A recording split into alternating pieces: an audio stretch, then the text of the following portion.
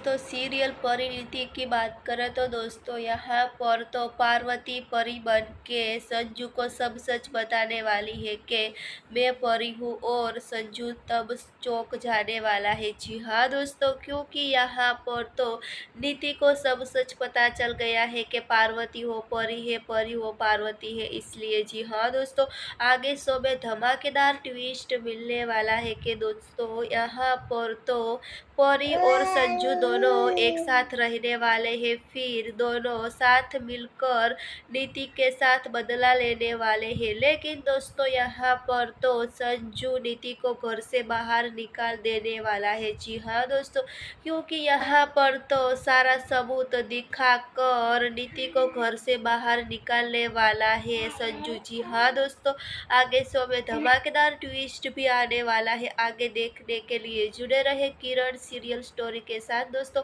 Subscribe और comment करके भी हमें ज़रूर बताना कि नीति और संजू की जोड़ी अच्छी लगे है कि परी और संजू की जोड़ी अच्छी लगे है। जी हाँ दोस्तों, फिलहाल लिए बस इतना सा दोस्तों।